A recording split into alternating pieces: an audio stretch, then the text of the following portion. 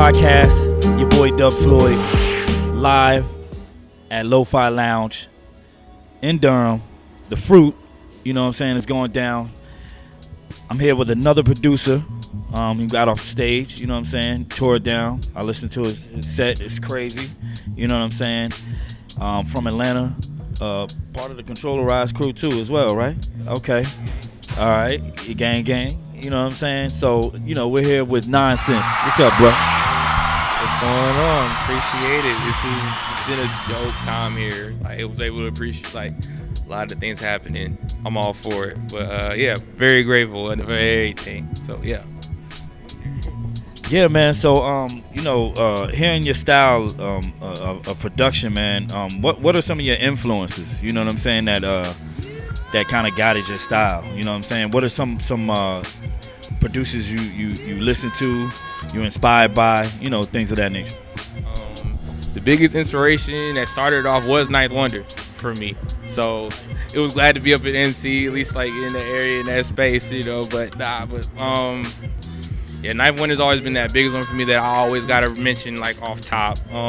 After that, probably comes down to Pete Rock, Alchemist, Flying Lotus, Knowledge. You know, I guess if you're listening, you kind of gravitate to the producers, you know, that are able to like, you know, have those records where they can stand alone, where they, you know, like aside from the collaborative work that they're known for and everything. But yeah, I guess off top, Dilla, of course.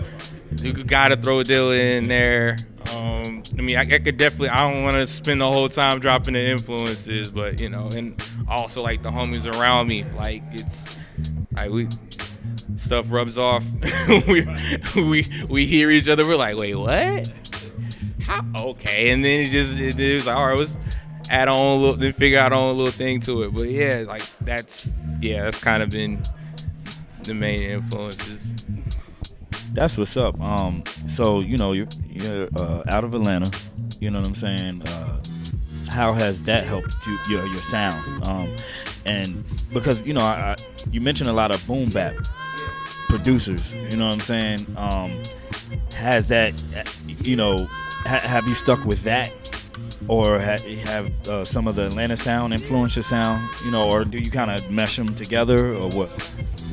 I mean, of course, like I try my best to mesh, you know, like, and that's one reason why I was so grateful for Controllerize when those teams were kind of coming together, because, you know, like, if you were a producer in Atlanta, folks didn't want you unless they heard an 808 on that beat. And it's like, you know, we always figure out how to make that room for that, you know, and because there's some tracks like that I would like to play, but, you know, doesn't have it. Like, you know, you get definitely like for that sense of, gives the sense of versatility around that boom bap sound, and then a bit of like the wavier, swing heavy type of joints. When you like picking up from everything along the way, because you know like backpack, like you know like yeah, there were still like amongst all of like the crunk, the regular 808 joints from. That trickled down from Memphis and Miami and everything that came up here. It was like, all right, and once folks got a hold of the internet and heard like, and we're able to get a track of like the boom bap joints and like the raucous joints from me hearing from Ninth and then Little Brother and everything was like, oh, folks doing that down here. So it was like, okay, so it's something I could actually go with. So it was definitely something I was like, okay, I mean like to make it like cool to share and like figure your own way to put that thing into it, because it's like, okay, even if like you still gotta figure out how to make that way for the artist down there. So I mean, I'm grateful to be best with like a few folks willing to work and like get those collaborations where like, yeah, it steps me out of like my normal boom bap, lo-fi element, whatever you want to call it. So I mean, because it comes down to like, yeah, I just still want to you still just want to make that good music at the end of the day that folks could resonate with, do their own thing to it. So yeah, it's definitely like that, like putting that together definitely and it adds that versatility. Also, Organized Noise, Big Crit. I'm throwing those in them influences as I go on court. Yeah, most definitely Organized Noise, Big Crit. What's crazy is, you know, I was telling some of your other partners, within Controllerize universe, I should say, that we share a lot of the same mutual homies. I don't know if you know, but I used to DJ for Big Son. Yeah, so, and I did cuts on his first album, MFOG. You know what I'm saying? So, and that's how I got the link up with with Creative. There we go. Yeah, with Creative. Big shout, Creative. Hey, Creative, bro. Big shout to Creative. Yeah, most definitely. So, that I think that community is so dope. I guess you could plug the people into what you got coming up. Any projects you have coming up? Any other collabs, things of that nature?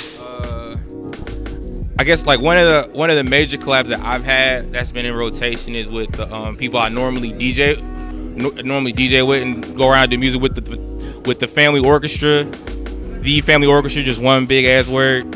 And then I normally DJ for on their latest project. I actually have a rap verse on there off their G4 track. They let me on there.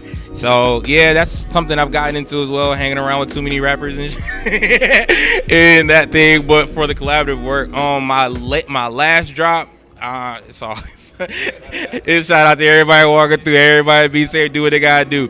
But yeah, my last work was Revisions. I kind of been promoting on my Bandcamp kind of heavy. That's where like most of my stuff is, right? Because I be sample heavy and I'll be trying to go through all that extra flagging and do. It's like, so if you want to hear me, nonsense.bandcamp.com. My latest project and my last drop that I have on there is called Revisions.